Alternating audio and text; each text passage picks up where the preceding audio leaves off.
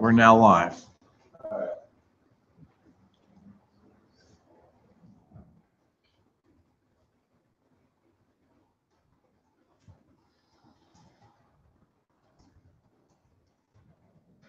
Is Josh here? He had a bunch of questions.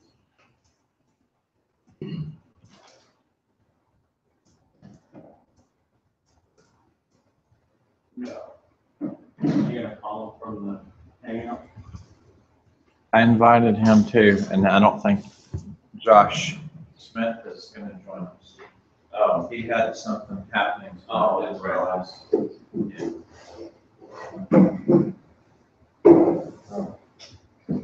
So, this meeting is about experts and how you can use them within a co-op in order to, I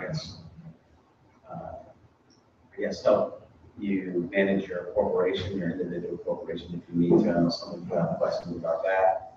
And then also to help you to increase the knowledge within the co-op. So depending on what kind of questions come up, that will be where we go. I shared a document on bike sheds and experts that I wrote a couple months ago. It's in the meetup and it's also in the Woken Den Slack. If you want to take a look at that, it's an argument or a discussion about how bike sheds can arise within groups of people that are peers. But schedule this meeting to answer questions about individuals helping individuals to I guess, incorporate or whatever questions that you might have. Taxes and benefits and stuff like that. I'm not a lawyer and I'm not a CPA. But I'll tell you what my lawyer and CPA told me, or what it is going to be a good one. Right?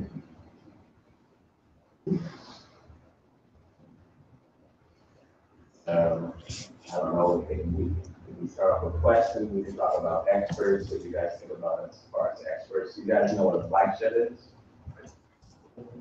Heard of it? Bike shed all day.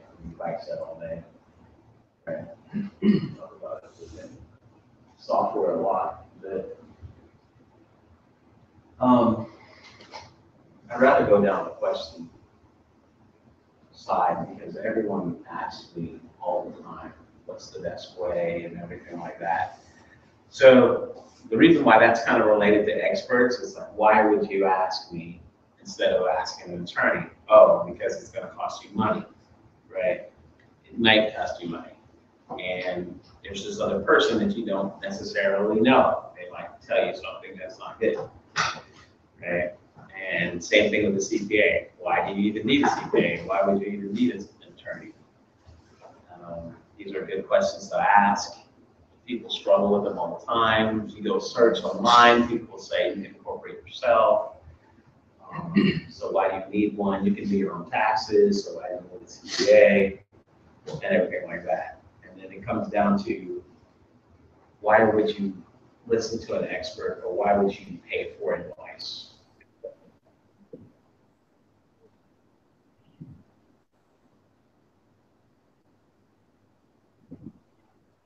Hey, what's up, guys? Hey, what's going on? Hey, Josh, why did you join? Yeah, this is pretty cool. We're on TV. Yes, we're broadcasting live right now. We just started. We're talking about bike sheds and when you should get expert advice versus digging in yourself. We posted a document. I shared it on the video comment section as well. Okay, cool. Sounds good. That's good. Can you hear me? All right, Josh? No? Yes? Sorry, what did you say? Yeah, that means no. Do you hear Watson all right? Yes, I hear him. Yeah. Okay. All right. Said you have a question? Ian, the threshold. What's the threshold? What is the threshold? I guess, how comfortable are you? I can give you my experience of how I came to the point to where I wanted to talk to a CPA and talk to an attorney. And my first incorporation was in 1998. I've incorporated 3 times, and I've helped other people incorporate many times. What brought me to that was I was involved with a business in 1995 with a small startup with a bunch of people just doing like e-commerce stuff. And someone said, hey, we should incorporate. And why? I don't know. That's just what you do. And I was in 95, I was 20 years old or something. And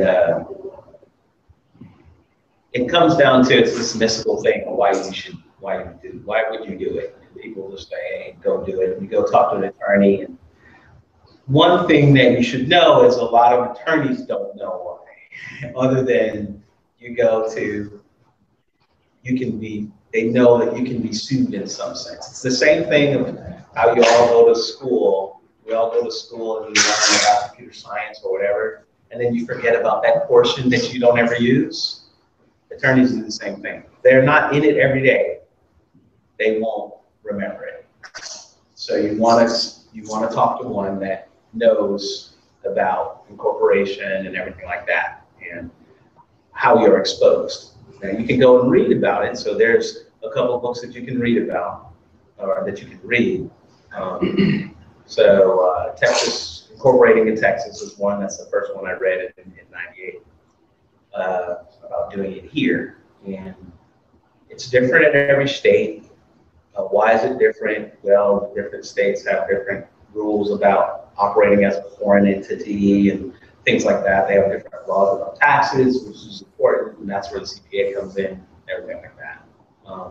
But when it comes down to incorporating everything like that, it comes down to liability and taxes. And so that's what brought me to incorporate. There are certain things as far as negotiating with some people who might not want to do work with a sole proprietor, where they feel that they can be problem with working with contractors who aren't familiar with incorporating and stuff like that is what they'll do. This was a famous case in like 2000. A bunch of people were working for Microsoft, and I don't know, it was a couple hundred or 1,000 people. They all went and did like a class action suit or something, and sued Microsoft and said, when they laid everyone off, because people get laid off in like 2001 or so, they said, hey, we thought we were employees. We thought we were employees, so now we're going to file for unemployment. You guys said that you were going to employ us, right? So we were temp workers, and then you laid us off, and now we're going to sue you because we filed for unemployment. They said we can't. And you led us to believe that we're employees. When you are, and so right around 2000, 2001, I was having to deal with people saying, no, you can sue us and all that. And then it was, no, I'm incorporated. So you'd have to be a really stupid person to incorporate and think that you're an employee of another entity. And people, so this whole discussion would come up all the time with recruiters or with different jobs or whatever, contracts. And I'm just trying to get through to the person who actually wants the work done. And when you're incorporated, it gives you a better way to argue a position where it would normally go to W-2. And they want to use different arguments and they want to push you in this area, and you can say, no, you don't have any reason to not work with you. So I've used that in the past. The big thing is taxes. I'll talk about that in a little bit. But to get back to what you're saying was what pushed me across the threshold.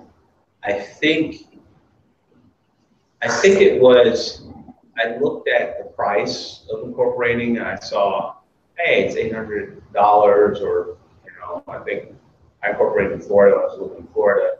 It was more than that there, I think. And it's like, well, why would I do this? And I mean, just reading online and everything like that, I wanted to have, me personally, I wanted to have, because I'm more of an analytical person, I wanted to have more knowledge about the whole process and why you would even do that. So that's the first time I incorporated was for that. The second time was reading the Texas Corporation books. I came here in 99, 98, 99. And then reading this book that I have here. It's called Asset Protection, Concepts and Strategies for Protecting Your Wealth. And then I got the whole idea. This book, I find, is one of my top 20 favorite books. It will definitely show you why corporate entities exist in the first place. Right? So part of it's liability, part of it's taxes. And then you can see the reasoning, rationale behind all of the draconian rules they have on LLCs, why do LLCs even exist, why do S Corps exist, C Corps, and everything like that. And you can see the reasoning behind it and who uses it and why you should use it, right? If you ever wondered, you know, how do you use a tax shelter? How do you do offshore banking and all those things like that? That's some of the stuff in this book is written by an attorney. So, Hi. most of these say, how's it going? Are you?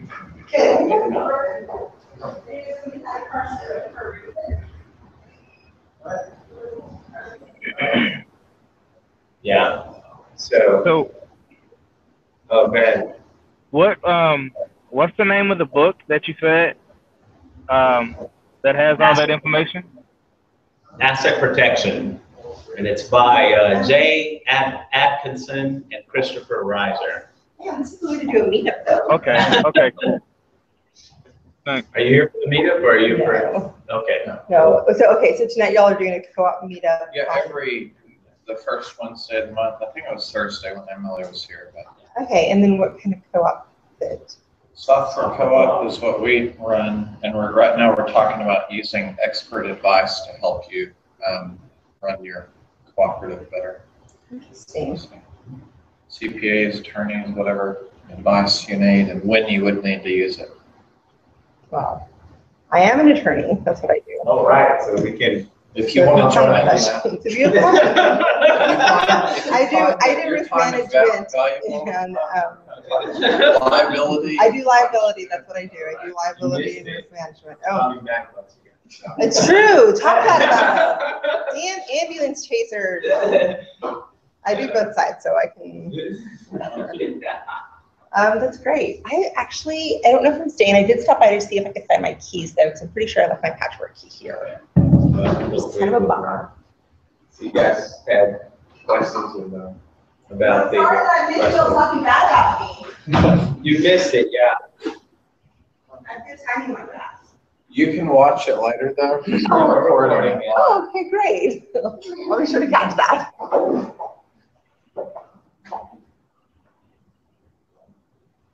How long are you here? This is somehow, I may be misremembering it, supposedly this book, but it sounded like you were saying that the members of the co-op would be incorporated individually.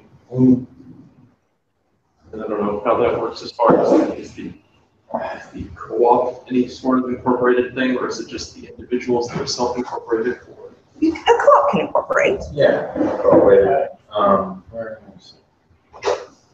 The thing that we're wrestling with is talking about as far as tax planning, and then having like a parent company and an individual, every individual incorporating versus people having ownership rights in the. I see. Yeah. Like a fight. Well, so one of the things to think about is that from the liability perspective is that the more layers there are, the safer you guys are. It's not as big of a deal if you only practice in Texas though, because Texas has what's called the exempt property statute, which, I mean, so it's like 2 houses, 2 boats, 2 2 guns, 20 ammunition, 20 head of cattle, 20 geese. All of that is exempt. $60,000 in heirloom jewelry property, something ridiculous. It's a ridiculous statute. And then all of that is exempt property. So if you have more than that, that is property that a judgment can go after. If you have less than that, you know, it's a little bit harder to worry about liability. So, I mean, but you never know. One day your software can go public and me with my lien, I'll be sitting here waiting. Yeah. So we're so much as far as the liability side, it's not as big of a deal. It's more of tax planning for us specifically. So tax planning, there's like, okay. You want to do an S corp or a C corp, that kind of thing? Well, or LLC. But the thing is, as far as with your tax planning, so one thing that people do when they are an S corp or an LLC is they take a lot of their money as dividends, and that allows you to, as far as your tax planning, you don't have to pay as much for Social Security, Medicare, because you don't pay that on your dividends. But if everyone does that, it starts at some point to, like the IRS wants to say, no, you're all one entity.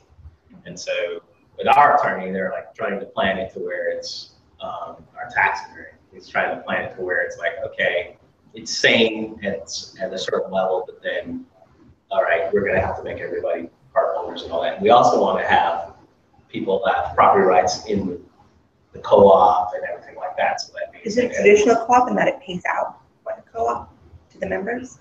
That's where we're wanting it to be. Right now, we're keep what you kill, and we're distributing it fairly, and then we're trying to switch it. I was like, keep what you kill, and the attorneys, we say eat what you kill. Eat what you kill, yeah. Yes, if you want to save the money, you don't have to eat it. You can eat it for everything. I've never heard keep what you. I think keep what you kill sounds better. As attorneys, we're always like, eat what you kill. yeah. No, I like keep what you kill. It sounds better. As attorneys, we're like, yeah. So, okay, one of the things what I was bringing up, so the question of the meeting really is at what point, or what we're discussing is at what point do you go to experts? And I was just giving my history of when I said, okay, time to talk to attorney, okay, time to talk to CPA, in order for incorporating, getting advice and stuff like that. That's really what the meeting's about. And then people are always asking me, they're just like, so you've been, you know, self-employed, incorporated for over 20 years and stuff like that. And people are like, okay, what do I do? And it's like, well, here's what my attorney told me. Now you go talk to him, or you go talk to somebody, right? And it's like, well, why do I always say that? And that's what I'm trying to say. You know, for some reason, one thing is what people don't. For some reason, people come and ask me those questions. The only thing I can think of is like, okay, well, maybe you trust me, but you don't trust this other person. I'm telling you to trust this other person and do that. You have to think of advice like that as an investment in the whatever organization that you're going to make or do. Because I'm on the other side of it right now. I represent a very large client that did not put in that upfront investment, and I'm charging them $300 an hour to take care of a huge problem that they're having. And I'm like, you know, with this much, with maybe $1,000 of risk management, you could have had hedged this off at the beginning. And when it's exciting and you're growing very quickly, you know, and all this is happening like after another, that part kind of falls. Yes. And it'll pay dividends in the end. It makes a lot of sense. That's what you brought up. I'm glad that you brought that up. After the fact, everybody thinks that they are owed a lot, right? So no matter what, I guess there's a saying, I guess I want to say it's an economist, I can't remember his name, that said it. You can, and I told you about this before, you can pay a janitor $1 million, and in 2 weeks he believes he earned that $1 million for being a janitor. People think they grow to whatever it is that they were paid, they think that they earned it and that they deserve it. And so that's kind of the problem where you don't split up things properly or have things written down. And that's part of the thing with trying to get everything written down in bylaws and stuff like that. This is how ownership rights are distributed and all that stuff. Early or before, so that you can avoid that problem. So that's another reason why you can do such a thing. There's a great resource for free bylaws at texaslawhelp.org. Also, texaslegalaid.org has free bylaws that are great. And I just reviewed them for a nonprofit because the nonprofit that I'm helping pro bono was going to use them. I just reviewed them. They're great and they're free. Texas Legal Aid, and what was the other one? The one was texaslawhelp.org. And they're both like pro bono sites that help you do that. I mean, if you're going to incorporate and, you know, if you're like, oh, I'm really on the fence and the attorneys are really expensive and, you know, there's ways to do it cheaper. I would not get your kind of tax advice online though. Like that just makes my head hurt. I definitely hire even an estate planning attorney, somebody who can look at your long-term, you know, financial health and decide like, okay, when you die, how is the corporation going to either continue or be sold off, or who's going to own it, stuff like that. That's a lot of people, you know, think we're going to live forever, and that's a big issue that comes up. Is a lot of these individually owned corporations, when that person dies, the bylaws are sometimes silent to that, and it's because business law kind of is estate law to take that part of it. So if you don't have a will or something, or estate planning for your corporation or your co-op, even that's something important to consider. But an estate attorney could help you. It's kind of a kill two birds with one stone kind of thing. You could get an estate and tax planning attorney to help you, like, you know, set up the business and then also when you die kind of thing. So one question that people always ask me is, how much should you know in order to ask us how much should you know about taxes when you're dealing with a CPA? How much should you know about incorporating a liability when you're dealing with? That's not to be dangerous. Okay. It's like all those people who watch too many doctor shows, you know? It's true. People who watch too many doctor shows and they're like, you know, self-diagnosing. This is pretty scary. No, I think the answer is not much. I don't think that you need to know much if you can go to a reputable, trusted professional. Okay.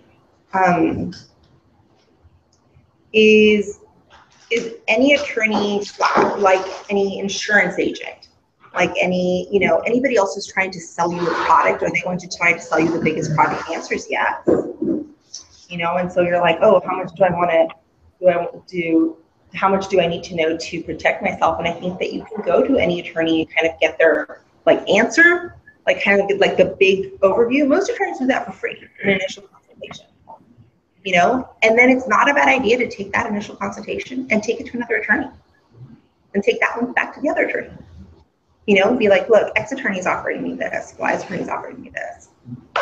The best way to avoid that, though, is to have a good referral. Yes. have an attorney that somebody else is trusted, that somebody else knows in the industry that can, you know, that isn't going to screw. I can say screw. It's recorded. Yeah, sorry. Sorry. Anyway, but that's. I mean, there are a lot of attorneys that, you know, will do payment plans. They're you know.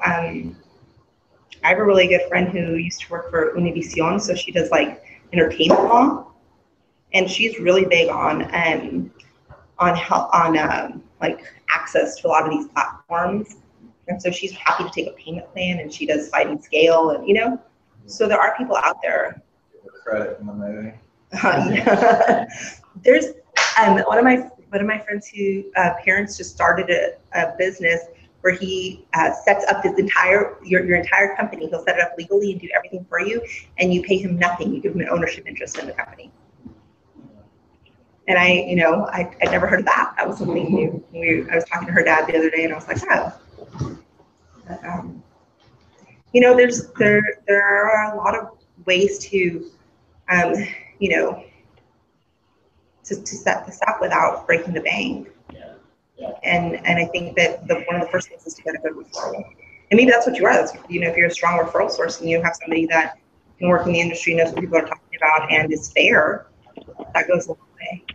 On the liability side, when are you seeing from someone going from sole proprietor, and maybe they say sole proprietor, but to the point where they should seek legal advice? Have you seen some points that are like, you should definitely do it before this, whether it's money or anything else? I mean, so the construction industry is one of my favorite examples. In the construction industry, which I find myself working in a lot, it's hard to pin something on the subcontractor. Like the guy who comes in and hangs the sheet wall, if he came in and hung it wrong, it's hard to go after him because he doesn't have insurance, he doesn't have assets. You know, he is what we call liability proof, you know, and he's judgment proof, like we're not gonna get him. And then you go up the level to the contractor, and they usually have all these subrogation clauses, like, you know, to protect themselves. A point at this poor guy who only owns a truck. And so what am I going to do going after a truck? It's judgment proof. So I use that example to tell people that when you get to a point where you have something that is valuable enough to lose, you know, and for a lot of us, you know, who have been adulting here for a little bit, it's, you know, it can be your house. Because they could get a lien. They can't enforce that lien immediately. They can't, like, you know, force you to sell your property and sell the lien. But, you know, if you have a lien on your house and you want to move, you have a great job offer in, you know, Seattle or whatever, and you sell this house, whoever has this lien against you, they take the proceeds of your house immediately. That's it. So like you brought up home, like personal and things like that. And so that comes to the point where we're talking about outside-in protection and what an entity does bring to the table, right? So but that's what gets a sole proprietor. Right. That it's scary. I mean, so, and interestingly, attorneys don't really have that much of an incentive to incorporate because we are malpractice bound. So anything that I do, I'm personally liable for. You know, I have insurance on myself, like any liability or any negligence that I do is my fault. It's I don't have a, you know, if because attorneys can like be like, oh, the law office of Cynthia Solis, I'm gonna close that down, and today I open up the Solis Law Group. You know, it's easy to entity hop as an attorney, and so the liability connects to you. In other industries, it's harder to do that. It's harder for, but then, you know, the assets have to belong to the entity in truth. Yeah, so that's a big question. Yeah, because as an attorney, the only asset that I have is my brain and the, you know, the years of law knowledge I've stuffed into it. You know, what are you going to do? Take my MacBook, you win. Okay, you know, as an attorney, like the law office is not own very much. You know, so I can always like shift it over until me. But if you have, if an incorporated entity owns a software license, you know, patent, that's more valuable. And so that's where the protection comes in, because you are going to want to have that protection. Yeah. And, you know, for you personally and for your personal assets. It's also great. It is great tax treatment.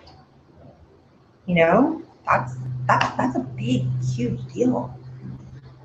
You know, if I go out and buy lunch by myself, you know, or the office in this week and buy, like, you know, some people eat lunch, it's different. Right. So the tax planning side is a huge benefit, even outside the liability side to me. Yeah. To me.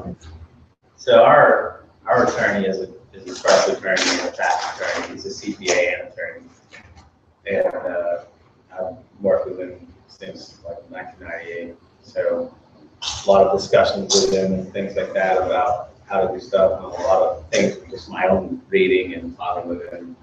And so stuff that we're wanting to do is a little bit out of the ordinary. So he's like, you know, okay, you know, it's going to take a little bit more than than normal. It's not a normal incorporation for a co-op and everything, because we want to do property rights, and we're trying to do stuff to where we can of course buyouts and everything like that, and just everybody knows how everything works up front and everything like that. But the biggest thing for me has always been the tax planning. The liability side, there is a liability side that there's two sides. There is, okay, you are familiar with what can happen and everything like that, but trying to convince someone off the street, yeah, talk to an attorney because you might get sued and everything like that. Maybe then they'll shell out the $800 to $2,000 to get it done or whatever, or not. They might not listen. The tax side is an easy one for them, because I can say, this is how much taxes I paid before I was S corp. This is how much you'll pay afterwards just from talking to them. And no, don't do it yourself. Don't talk to them. It changes every year. So Yeah. you can spend the whole year becoming an expert, and the next year you got to start over. It's not worth it. It's really not. And even like, I mean, my mother's a CPA. I mean, I grew up in a CPA firm. I'm familiar with tax treatment. To this day, I will not give tax legal advice. I'm like, nope, nope, not my monkey, not my circus. Moving along. So, I think it's definitely the lesson to take away from here. I mean, you know, not to belittle what I do, but I think that tax treatment, you're right, is an easier sell. People are like, you know, I want to keep as much of my money as I make, and that's their right. And with, you know, the right setup, you definitely do that. I don't think, it's funny because people only, like home alarms, you know, people only think about them afterward, after they've been broken into.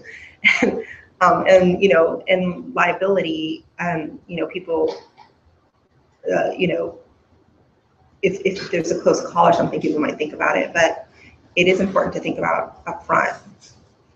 Because, you know, I've only been working on this one case for 3 months, and I've already billed them $10,000.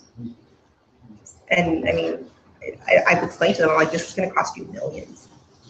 Not to me, but to the other side. Like this, they were negligent, but they have nothing set up to protect them in this case. I'm like, we're talking $1 million at least. So here's an interesting thing. Having lots of currency attorneys and things like that, and within our domain, software, people that are outside of software, they'll say, can you build this? Or can you fix this?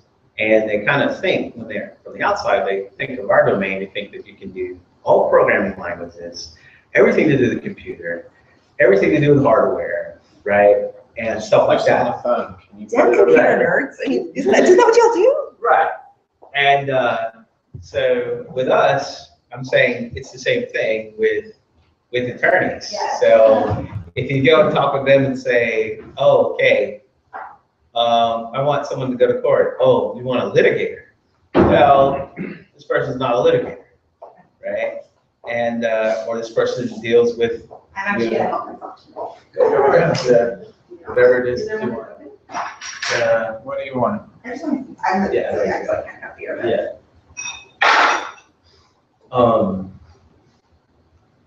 Yeah.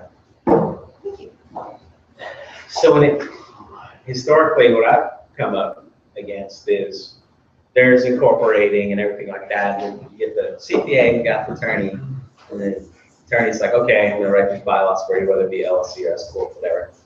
And they kind of know, hey, you're a small guy, you probably don't want to do C corp. I don't know why, but it kind of has something to do with taxes. And you go to the CPA, and they're like, yeah, don't do that.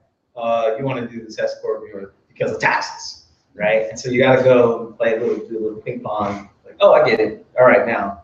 And the CPA, and some CPAs will say, well, yeah, you can incorporate this, do this. This will be, you know, your tax. They'll give you legal advice. They're CPAs with us.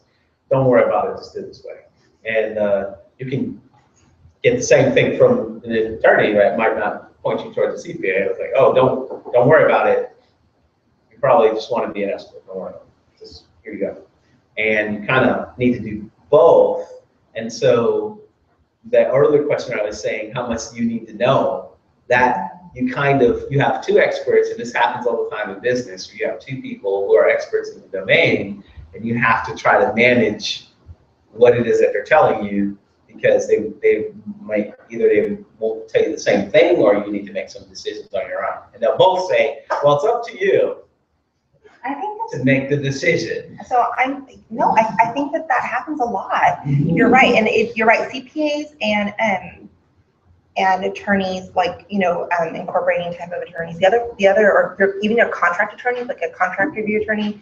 I sit on the other side of insurance agents and insurance and dealers, and a lot, because I say, like, look, X, Y, and Z's are your biggest liability, and your insurance adjuster's like, sure, we can insure for X, Y, and Z.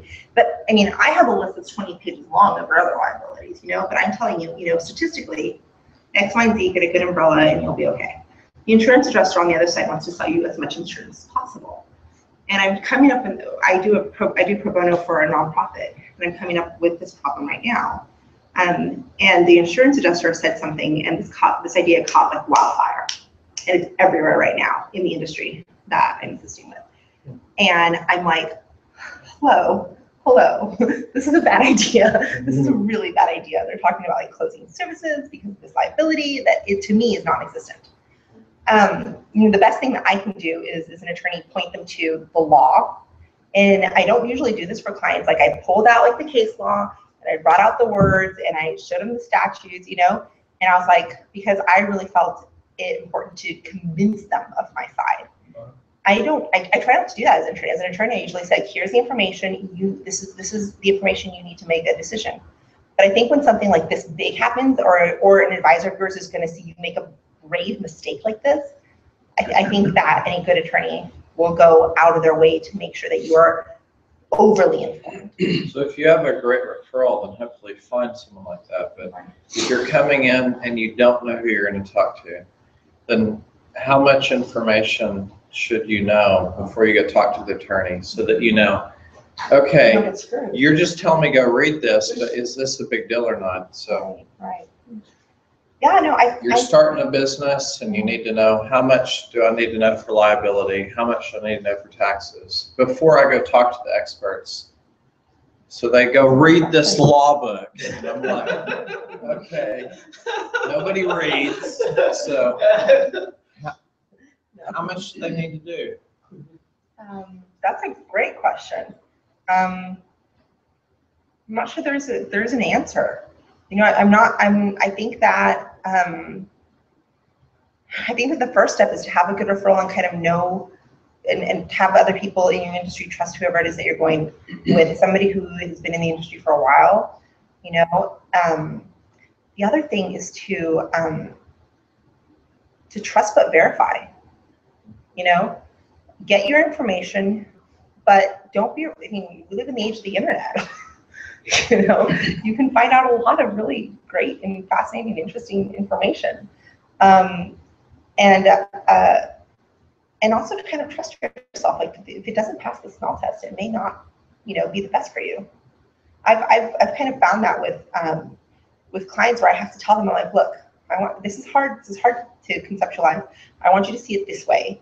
I want you to think about it, and I want you to not make a decision today. I want you to go home and sit and think about this. 2 days. Do not call me for 2 days. Because once you think about this in a certain way, and you think about it for a while, you will see that this is the X, Y, Z needs to be done, whatever. And I think that the number one problem is the tunnel vision. People get an idea, but that's why sometimes, also in the age of the internet, a lot of information is really damaging. Because people get like one idea, like, oh, I can incorporate myself. And that is the idea that they hold on to. And when they go to a tax attorney or another kind of attorney and says, look, I think that this kind of incorporation would help you. I could help you do it. I could sell it to you as part of a package. I could do this. And they're holding on to the idea like, oh, I can incorporate myself.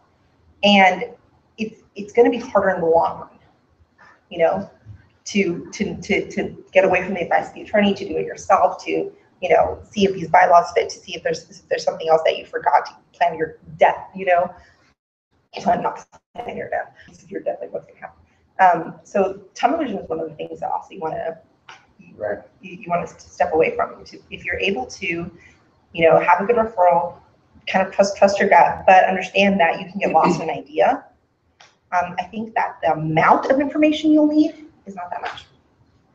Here's an interesting thing. So we're all talking about having a good referral. So people ask me for referrals for attorneys. So I'm not an attorney. They're asking me for a referral.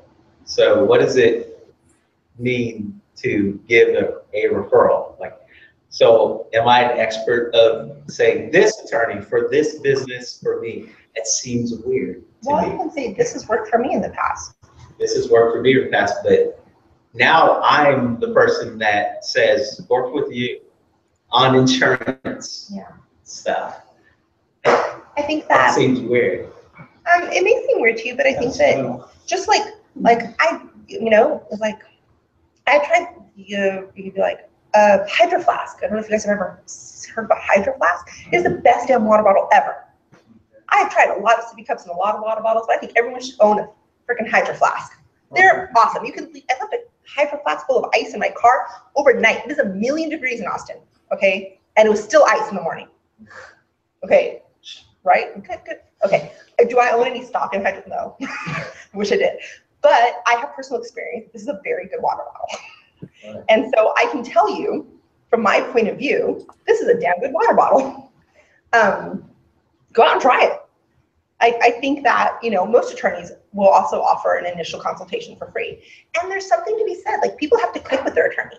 If you go into an office and you don't trust that guy, don't. It doesn't matter how highly referred he comes. So maybe what you were talking about, you had experience, but actually past performance, which would be something you do as well. So if we go, why are you recommending a tax attorney instead of just a CPA? Go because of this. And if you could give, I don't know, it'd be in software. I mean, that's why we're going to say we recommend this because we've seen failures or not. The thing, so for me, here's the strange thing. I will tell you everything that my attorney's going to tell you. I will say absolutely everything. I refer you to Zach, I'm going to tell you everything he'll say. So at that point and I still have to say, go talk to him. And so it's like, why? And I'm saying you need to talk. For me, it's because I don't want you to be saying that you screw up or whatever. It's not my fault. Well, you need to say it's his fault, right? That's the only reason why I say, because he's going to tell you everything. I've already talked to him for like 15, 20 years. So he's not going to say anything different. So maybe I don't know, a lot of people don't know this, but giving out legal advice as a non-attorney is a crime. Yeah. In the state of Texas. Yeah. So I would just think so. But hey, I'm not saying to do it. It's just, hey, go talk to him. No, I think that's the best thing as your neighborhood friendly liability attorney. I think the best thing to do is to say, go talk to X attorney. He's done a really good job for me in the past, and I've had a great experience with him. And check him out. When I was finding a contract attorney, I just reached out to a ton of freelancers. This is a good discussion. So if I say this attorney that wrote this book, do what he says. Now, is it a crime? No, because you're having somebody to read a book. So same thing. So I'm like, here's his emails. Here's what he says. I can still do that. That's a confidential conversation between you and the attorney. And I can't. As your personal liability attorney, I would not recommend that. Yeah. That is my standard. No, I mean, that's against the law for me to say, okay. Well, the unauthorized practice of law has been on the statutes in Texas for a very long time. Yeah, but that's against the law of what I just said. If I forward him, hey, this is what he told me.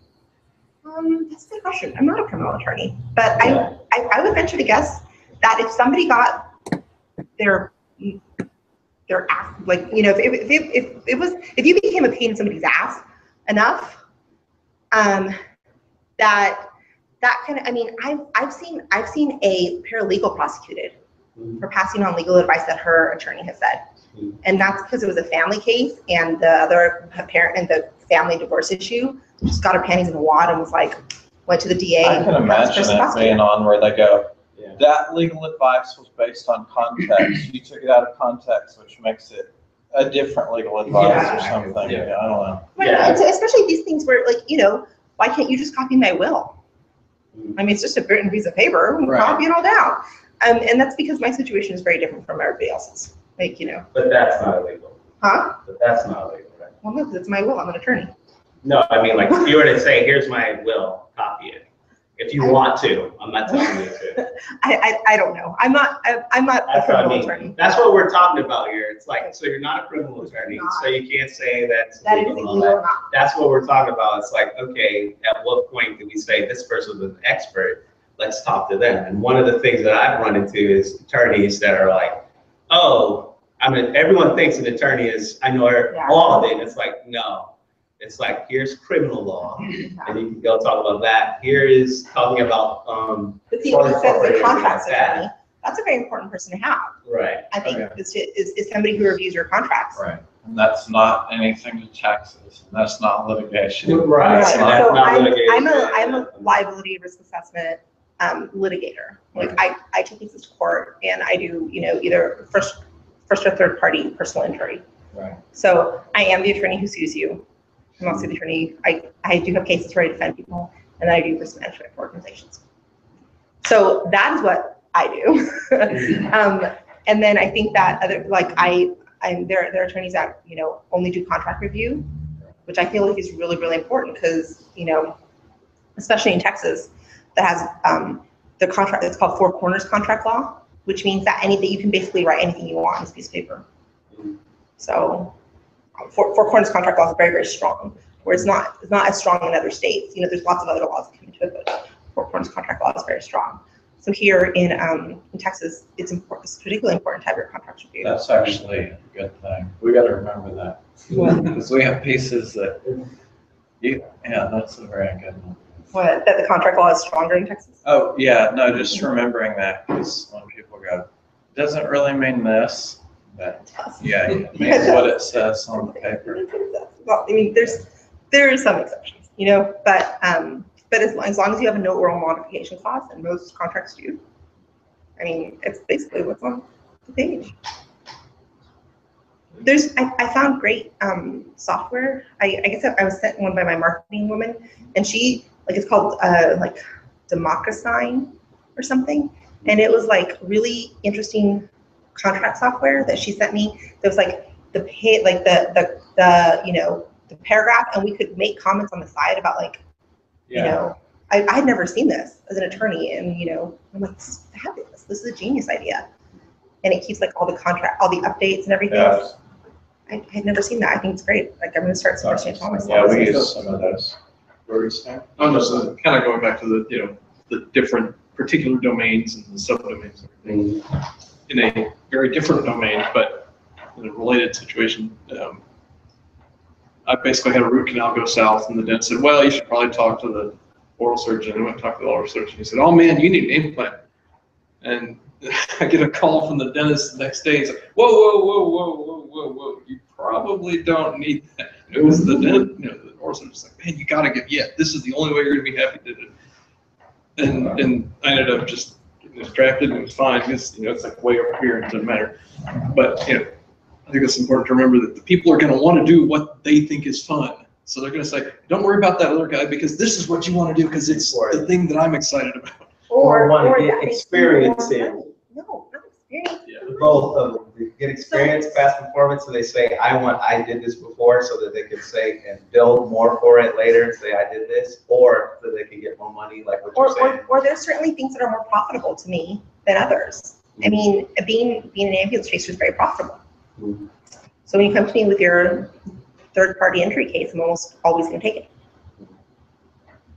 So maybe try to break down the different pieces that you need to worry about for risk and liability and taxes, and then study up enough to see where the levels, and then go find the experts in all those areas, I guess. Yeah. If you think liability is not such a big deal, then maybe because of your industry or whatever. I mean, if you're doing software as a freelance contractor or something, and you know that the company already is covering everything, you're probably just getting fired, just from personal experience, and you don't need to have software insurance covering you. It's just not, at least what I've found. Yeah. But the taxes definitely, and then the next side, like just dealing with the entity besides taxes, can be a big deal on negotiation. But if you're just starting specifically in software and you're at the bottom of the pay scale or whatever, then it's probably also not as big a deal. It may be worthwhile, or you may want to focus more on building up some experience before you go through that process, and then you shift and do that, can tie into like branding and everything else. So I'm going to say my personal theory of this stuff is the more you know, the better advice they can give you. So if you go and talk to like our attorney Zach, and you're already talking about certain structures about co-ops and stuff like that, and he's like, okay, he feels more comfortable telling you about the stuff that could, because you understand the risk more. They're going to tell you about certain tax structures that you can do and things like that. But if you don't, then you're not. Same thing in software. If someone comes to you talking about advanced or edge case programming language or something like that, and they're saying, I want to do all this stuff, it's not something you would recommend right off the bat, but they're already familiar. Oh, you understand the risk, you feel comfortable at least talking about it. The more that you understand, the better you can have a conversation with whoever it is that you're expert that you're trying to do. And then when you sit back and say, I don't want to learn anything about that, well, now you're in that boat of, well, I went and talked with this person and I sold out $800 and it wasn't what I wanted and everything like that. Why to do that? I could have just did that myself. Well, the reason why you think you could do this yourself, you didn't actually read about what can happen to you if you didn't, if you go and do that yourself, or what your liability was. So it's kind of, it's tough to just say, you don't need to know anything, go learn, or go talk to them and shell out there. You can have the free hour, but at the end of the free hour, you might come away, because a lot of people have done that, and they'll come away and say, I still don't know if I should, what I should do. Do you think it's trying to minimize the overall risk based on the effort? I mean, if you provide a lot of expert complex advice and they haven't shown that they understand it, then you're increasing the risk of them As an expert, yeah. They're not just like, you're not gonna talk to somebody about advice like, I don't know, So DevOps stuff. my personal thing is to always go into talking to an expert pretending I know nothing. Mm-hmm. Even if I know something. Pretending I know nothing. Even if I do know something, to just pretend I know nothing. Because, and I interview experts all the time. You know, experts who I want to present at trial, or experts that I want to ask questions about, you know, and I may be paying them $700 an hour. Yeah. But I want to know that I am not making any assumptions that I shouldn't. Mm-hmm. Okay. I feel like sometimes when I learn things myself, I could be making an assumption that is not correct, either in the law or in fact.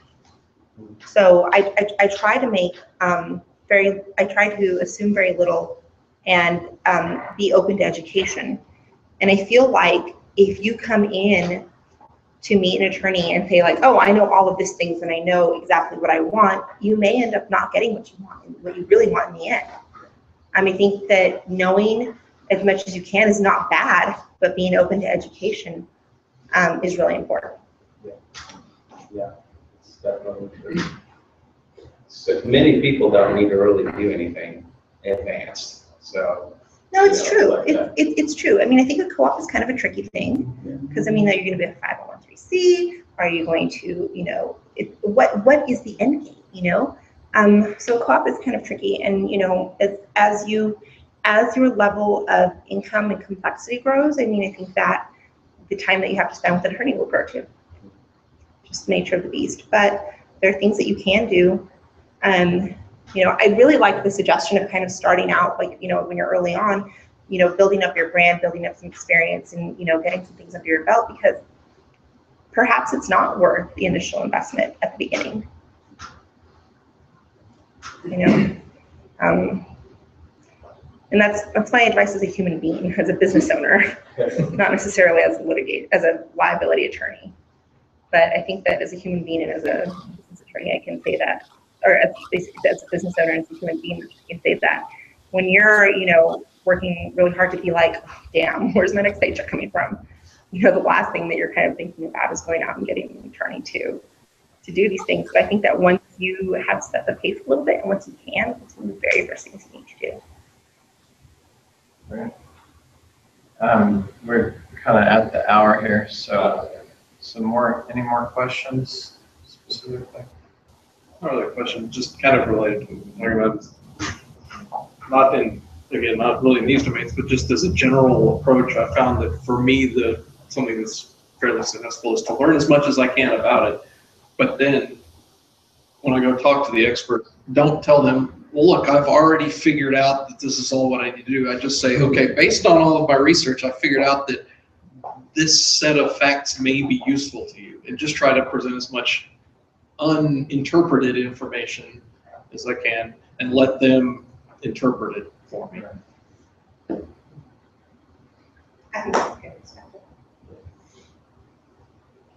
No? Are you all software engineers? Yes. Ish. I mean, I don't know what the context is, so it doesn't come from free. Well, so this is part one. I'm hoping that we can probably have more than one of these, but this is seeking expert advice. We're talking about relation to having a software cooperative. I think it's relevant definitely to other cooperatives, and probably if you're sole proprietor or small business. But this focus was about CPAs, liability, tax attorneys, and stuff like that. If you have questions related to anything for expert advice, when you're starting your business, or being part of a cooperative or partnership. It's basically, like I said, the last 3 weeks is what I've been researching. It's like, so I've seen stuff come up about S corps and that kind of stuff. I don't even know what that is. I mean, I'm assuming it has to do with corporation, but I mean, I don't know what all of the different things are. We started a business, me and a friend of mine, and we just started it as a partnership, just because we're like, okay, well, it's definitely both of us under the same thing or whatever. And a general partnership. Yeah. And we haven't really done anything yet. But now we're starting to figure out what we actually want the business to look like, because it's just kind of like, let's just sign contract. Yeah, it's like, let's just do stuff, and then we can figure out, okay, what does it actually look like? Because it's like, does she even want to do anything? And if not, then she can just be like, okay, I'll just leave, and then, whatever. But so it's like, yeah, I feel like I haven't found any actual decent resources for a lot of partnership stuff. It's always because partnerships exist only in law books. It's really one of the least beneficial entities to have. Yeah. General partnerships. I don't recommend it. It's much better to do an LLC or sole partnership if you're going to be on the hook. The problem with the partnership is that you are on the hook for what the other person does. Yeah. Right. And that's hard. Yeah. I mean, even a marriage, you aren't always liable for your, it's like the crazy legal marriage. Is there something, what we've been trying to figure out is this something you can do, or you have a name, and that's kind of, it's not really like a tax or anything, it's just the name, and then your real sole proprietor's under it. And so it's just like, you can have the business name, but you guys can go through contractors. Separate entities. You guys can go through contractors, independent contractors of the company. Okay. Because I think that's probably what's going to make the most sense. Because I think a lot of it will be us doing our own projects. We'll probably do stuff together, but a lot of it is just like. And when you do things together, have a contract. Yeah. I know it's just between you two. Yeah. But each and every project could look different. I mean, right. Yeah. That'll definitely be. I think we could do a variation, especially as time goes on, of what kind of projects we do. But I would say is all that partnership you need to do. Okay.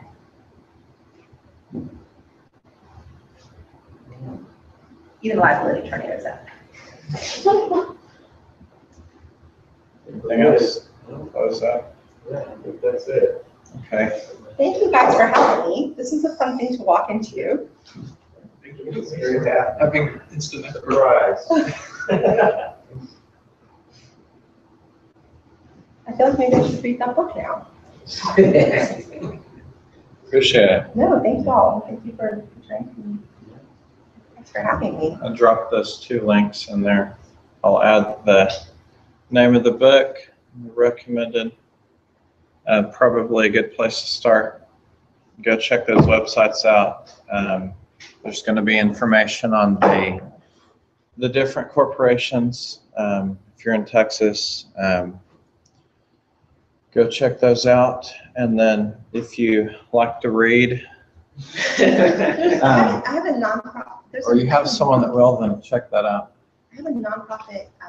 I have a link to a nonprofit guidebook kind of thing. And if you're really interested in making a true co-op, that would be a profit. Yeah, that'd be great. Somewhere to start. So like you said, have that information, but still be open ones. Yeah, if you just jot it down, and I will. I just did some research for a nonprofit that I work for, so I'll go look in there. Okay, I'll post it as a comment on the video. So Yeah. this is going to be up on YouTube and available for everybody to check out. Oh, I just kind of walked into this. I was like, hey guys, I lost my keys. Okay. I'm glad someone answered that because I was kind of afraid. Thanks, everyone. We'll be back next month. Yeah.